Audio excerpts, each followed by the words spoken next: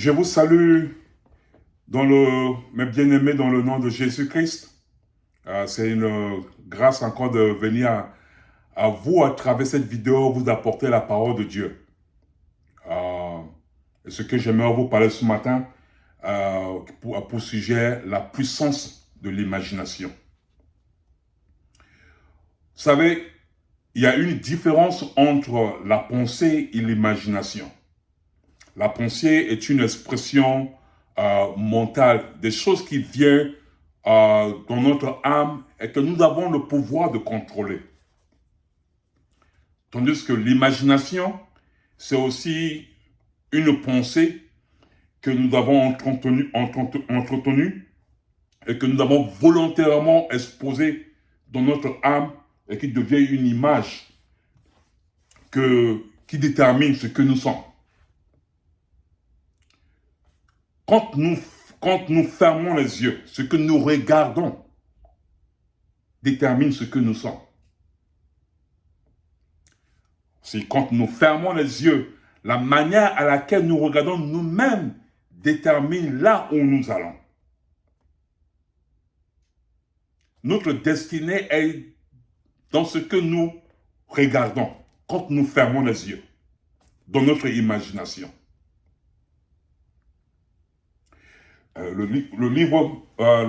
verset que j'aimerais vous lire ce matin est dans Habakkuk, chapitre 2, versets 1 à 3, que je vais lire. J'étais à ma poste et je me tenais sur la tour. Je veillais pour voir ce que l'Éternel me dira.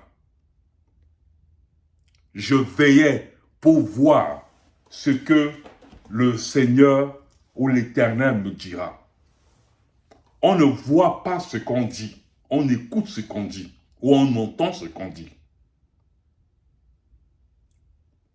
Mais ce que le livre nous parle ici de Habakkuk, c'est-à-dire que je vais voir. Cette parole nous parle d'image qui viendra dans notre imagination. Quand la parole de Dieu rentre dans notre esprit et que nous comprenons dans notre âme, cela devient une image dans notre imagination. Et nous sommes ce que nous voyons dans notre imagination. Nous deviendrons ce que nous voyons dans notre imagination. Nous allons atteindre notre destinée selon ce que nous avons dans notre imagination. Mon frère, ma soeur, nous ne pouvons pas être une autre image de ce que nous avons exposé dans notre imagination. Voyons par exemple un exemple dans le livre de Genèse chapitre 15, verset 5. Quand Dieu avait voulu parler quand Dieu a parlé à Abraham, il a dit à Abraham, je vais bénir ta postérité. Et ta postérité sera très nombreuse au point qu'on ne pourra jamais les compter. Abraham avait la difficulté de comprendre ou de voir cette image de ce que Dieu était en train de lui dire. Au point qu'un jour, dans ce verset, Dieu va faire sortir Abraham dehors, la nuit. Et je suis sûr que ce jour-là, Dieu a complètement nettoyé le ciel de tous les nuages pour que Abraham arrive à voir les étoiles qui étaient dans le ciel. Et Dieu va dire à Abraham, si tu arrives à compter ces étoiles, c'est alors là, ainsi tu pourras compter ta postérité. Mais si tu n'arrives pas à compter ces étoiles, ainsi sera ta postérité. Quand Abraham a eu cette image, il est devenu ce qu'il a eu. Et vous avez compris qu'il a eu confiance à l'Éternel quand il a vu cette image. Nous sommes ce que nous voyons quand nous fermons les yeux. Nous deviendrons ce que nous voyons dans notre imagination. Et nous devons savoir qu'il y a une différence entre ce que nous sommes. Nous étions dans le monde et ce que nous sommes aujourd'hui. Dans le monde, nous marchons selon selon le plaisir de notre cœur, nous satisfaisons, nous cherchons par tous les moyens à satisfaire notre besoin charnel qui n'était pas allié à la parole de Dieu. Il y avait 3 péchés qui dominaient le monde et qui dominent encore le monde aujourd'hui. Il y a la convoitise de la chair, la convoitise des yeux et l'orgueil de la vie. C'est ces 3 péchés qui a vaincu l'homme dans le jardin d'Éden. Et quand Jésus-Christ a apparu, Jésus-Christ a vaincu ces 3 péchés pendant sa tentation. Durant la tentation, après son baptême. Et la Bible nous parle aussi dans le livre de 1 Jean chapitre 3, verset 15 à 17, que nous avons aussi besoin de dominer ou de ne pas donner à ces 3 péchés. La convoitise de la chair, la convoitise des yeux et l'orgueil de la vie. Nos pensées, nos désirs n'étaient pas alignés à la volonté de Dieu. J'aimerais parler aussi de ce verset qui était dans le psaume chapitre 37, verset 4, qui dit fais de l'Éternel tes délices et il te donnera ce que ton cœur désire. Et beaucoup de chrétiens ont de difficultés à comprendre exactement ce verset. Car beaucoup plus statuent seulement sur la seconde partie de ce verset, qui nous donnera ce que nos cœurs désirent. Ce que nos cœurs désirent n'est jamais aligné à la volonté de Dieu. Car la Bible nous parle dans Isaïe 55 que ma voix n'est pas notre voix et ma pensée n'est pas votre pensée. Ce que nous désirons est selon notre désir charnel, pour satisfaire notre besoin charnel. Et cela n'est jamais aligné à la volonté de Dieu. Voilà pourquoi selon Colossiens chapitre 3, verset 10, que nous avons besoin d'être renouvelés selon la connaissance de Jésus-Christ pour que nos désirs s'alignent à la volonté de Dieu. Si je repars encore dans ce verset, dans le psaume 37, qui dit « Fais de l'Éternel tes délices ». Mon frère, ma soeur, si nous arrivons à faire de l'Éternel notre délice, nous allons nous retrouver, nous sommes entièrement vendus à lui. Que nous n'avons plus notre désir que le Seigneur seul. Et que nous arrivons à ce domaine-là, c'est en ce moment que le désir de Dieu pour notre vie commence maintenant à couler dans notre vie. Et ainsi que le Seigneur maintenant nous donnera ce que nous désirons. Je repars dans le livre de Matthieu chapitre 3, chapitre 6, verset 33, qui a dit « Cherchez premièrement le royaume de Dieu et sa justice, et ainsi toutes choses vous donnerez par-dessus. » Quand nous arrivons à trouver le royaume de Dieu, parce qu'il faut d'abord chercher premièrement le royaume de Dieu. Quand nous allons trouver le royaume de Dieu, nous allons trouver un roi qui domine dans ce royaume. Et nous allons nous retrouver entièrement soumis à lui. Parce que dans ce royaume, tout appartient à ce roi. Selon 1 Corinthiens chapitre 6, verset 19, que la Bible nous dit que nous sommes le temple de cet esprit et nous n'appartenons plus à nous-mêmes. Alors, si nous n'appartenons plus à nous-mêmes, nos désirs, nos besoins doivent être alignés, doivent être le désir de Dieu. Donc, quand nous allons recevoir ou trouver premièrement le royaume de Dieu, nous allons nous rendre compte que nous sommes complètement vendus à ce roi. Et nous savons que Dieu règne dans ce monde à travers nous.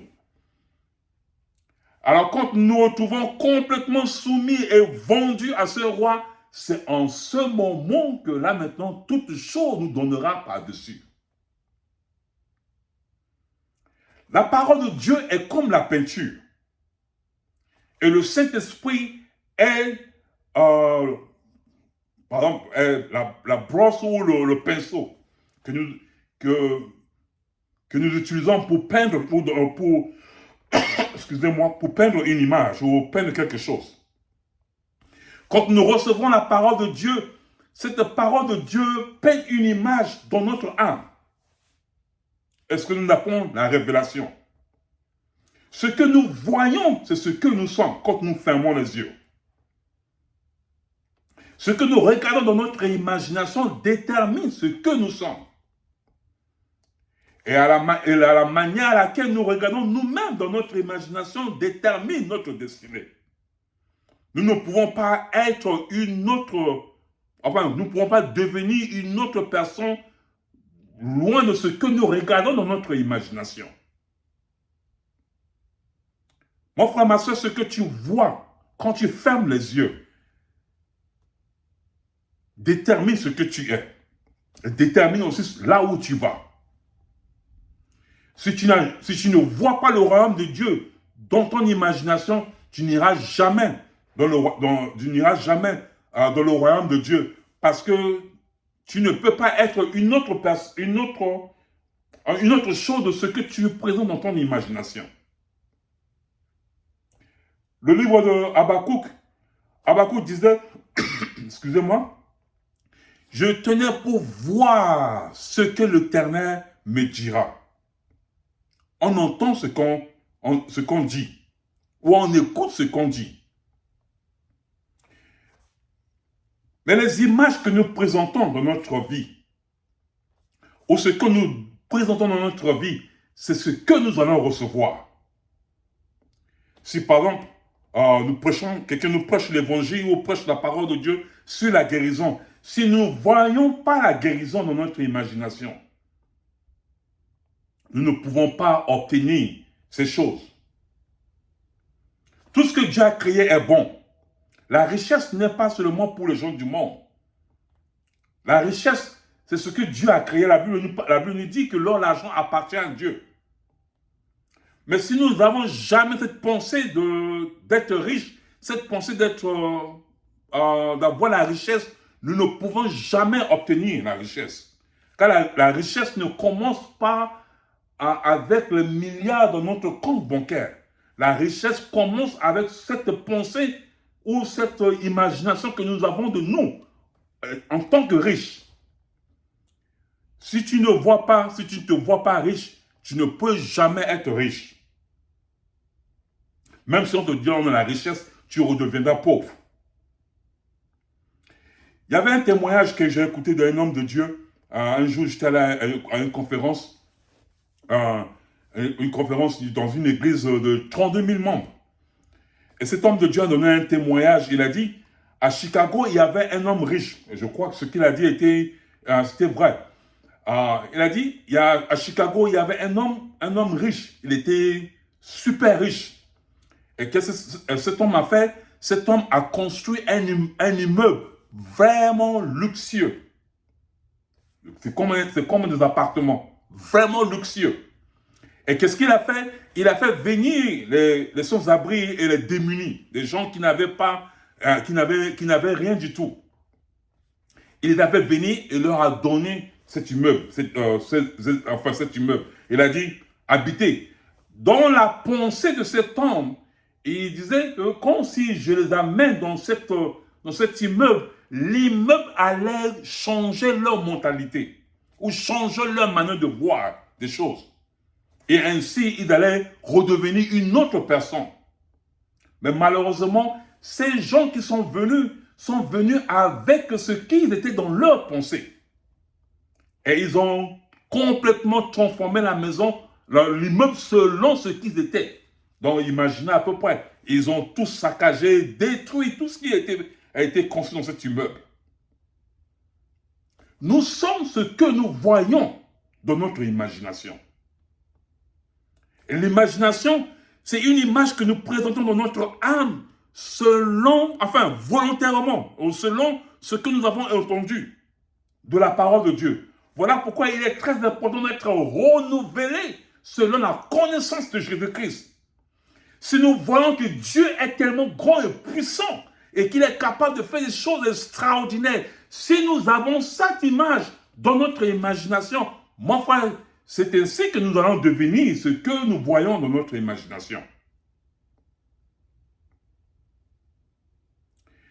Si nous acceptons que, par exemple, les gens disent si nous acceptons ce que les gens disent dans notre âme ou dans notre vie, ce que les gens disent devient une image. Et si nous acceptons cela, c'est ce que nous allons devenir.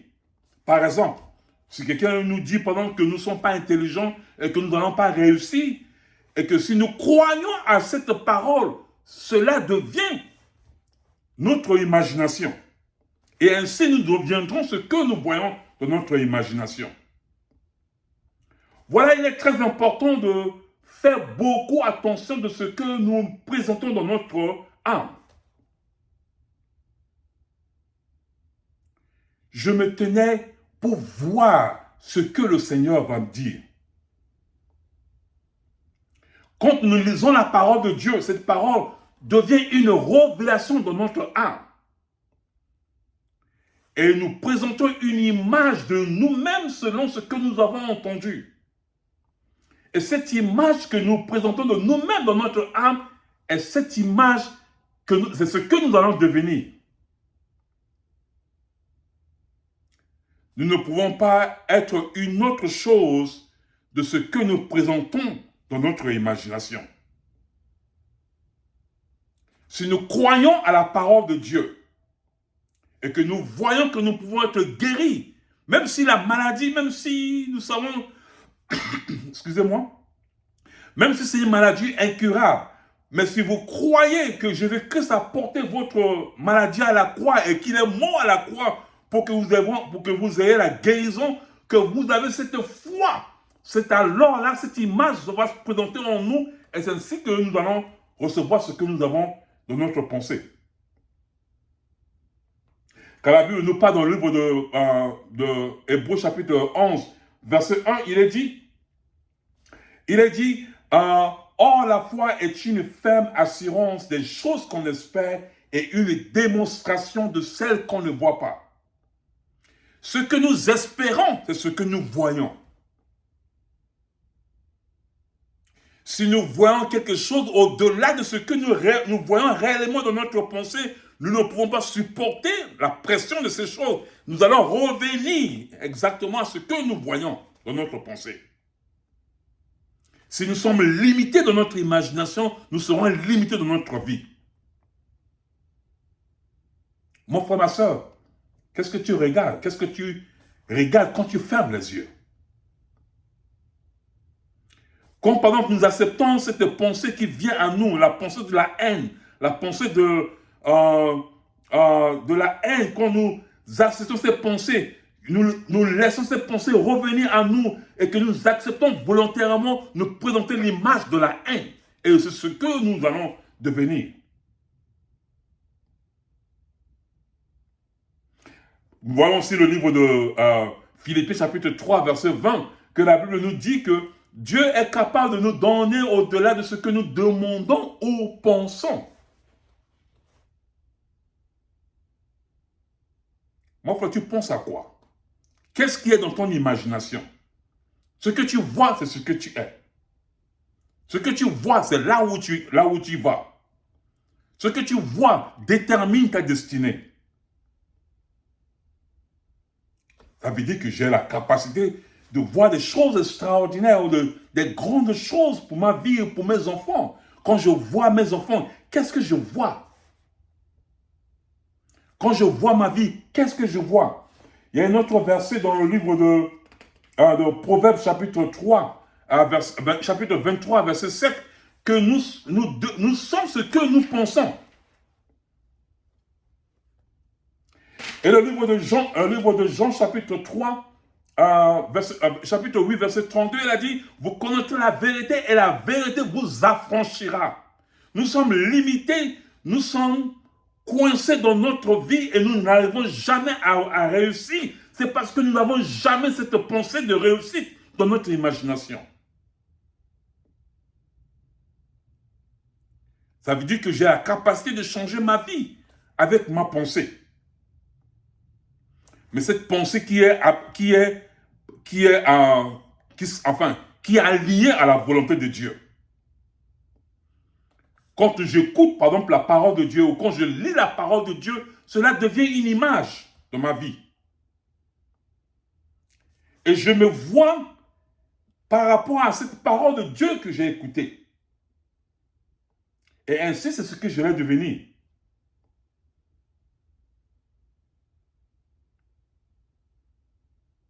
Si, par exemple, tu vois que tu vas mourir, par exemple, très tôt parce que quelqu'un dans ta famille est mort tôt, Ainsi, tu mourras tôt.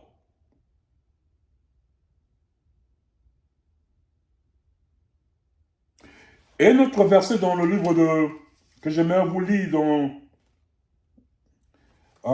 excusez-moi, dans 2 Corinthiens chapitre 4. 2 Corinthiens chapitre 4, verset 18. Cela est très important. J'aimerais lire ce verset pour conclure ce que le Seigneur a mis dans mon cœur. 2 Corinthiens chapitre 4, verset 18. Ok.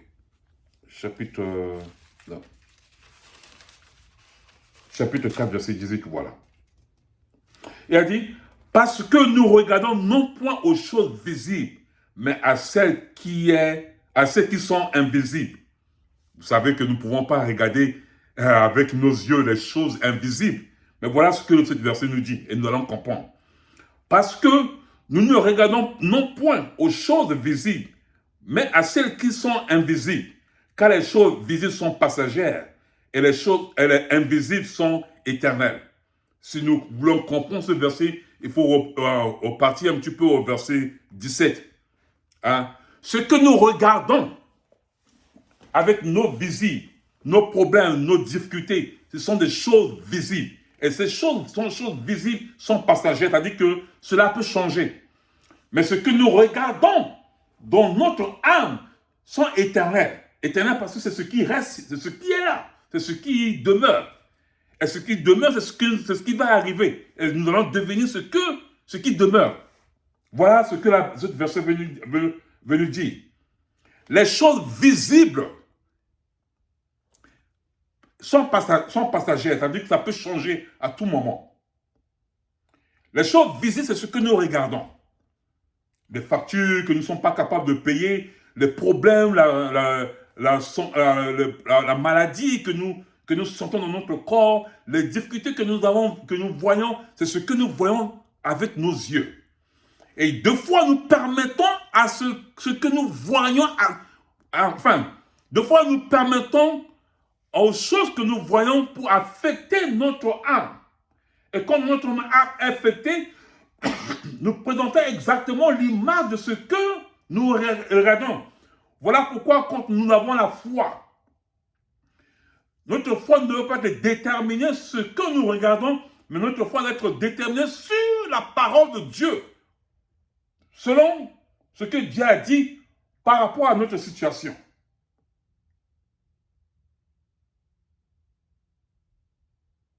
C'est comme je l'ai dit au début, l'imagination, c'est une image que nous avons volontairement présentée dans notre âme.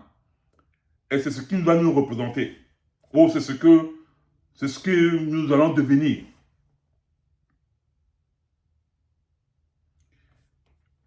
Dans le livre de 3 Jean, 3 Jean, verset 2, il a dit que j'espère que tu prospères, qu'on prospère l'état de ton âme. L'âme ne peut pas être prospère si cette âme n'est pas renouvelée selon la connaissance de Jésus-Christ, selon Colossiens chapitre 3, verset 10. Il dit, j'espère que tu prospères selon l'état de ton âme. Quand l'âme est complètement renouvelée selon la parole ou selon la connaissance de Jésus-Christ, c'est alors là il présente une image glorieuse. Et que ce verset dit que tu prospères selon l'état de ton âme. Qu'est-ce que nous avons dans notre imagination?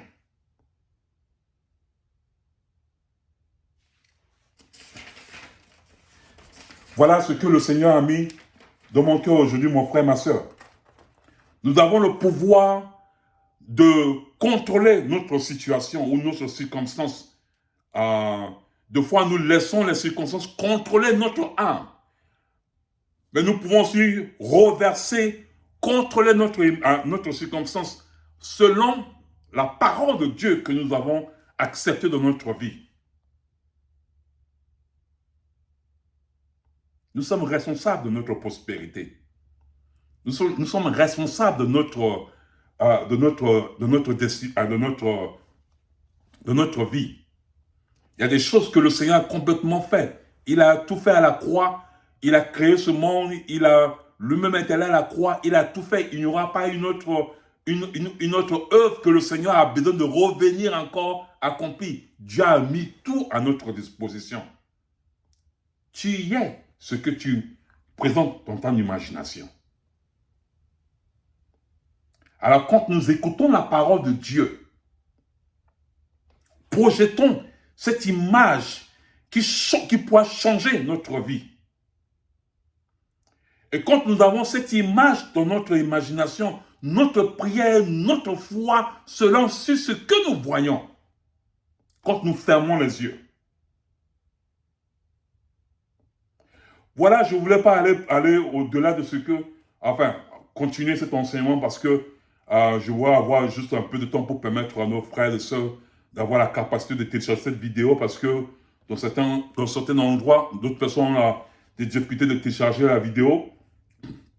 J'avais voulu le faire seulement 18 minutes, mais je suis allé au-delà de 18 minutes. Alors, mon frère, ma soeur, si tu as été béni par cette parole, je prie que tu transmets aussi cette parole à d'autres personnes, à d'autres frères et sœurs, pour qu'eux aussi soient bénis par cette parole. Et si mon frère, ma soeur, si tu as eu l'occasion de m'écouter ce matin, ou que tu as eu l'occasion de m'écouter, de voir cette vidéo, et que tu n'as jamais donné ta vie au Seigneur, j'aimerais te donner cette occasion. Et cela prend seulement 5 secondes pour devenir un chrétien. Si tu répètes cette prière après moi, je te dirai à la fin ce qu'il faudra faire. Répète cette prière après moi. Dis, Seigneur Jésus, je reconnais que je suis un pécheur. Je reconnais que ma vie n'est pas conformément à ta parole. Je viens à toi et je te prie de me pardonner mes péchés. Viens dans ma vie. Fais de moi ton enfant. Au nom de Jésus. Amen. Si tu as fait cette prière, mon frère, ma soeur, tu es déjà devenu un chrétien. Mais cela ne s'arrête pas là. Va dans une église là où on prêche la parole de Dieu dans toute la vérité. Et cherche une Bible. Approche-toi des serviteurs de Dieu afin de vous aider à marcher dans la parole de Dieu. Et si vous avez des questions, vous pouvez m'écrire. Je vais vous répondre personnellement. Et si Dieu vous a béni à travers cette vidéo, je vous prie aussi de transmettre à d'autres frères et sœurs afin que aussi le Seigneur puisse les bénir. Que Dieu vous bénisse et à la prochaine fois.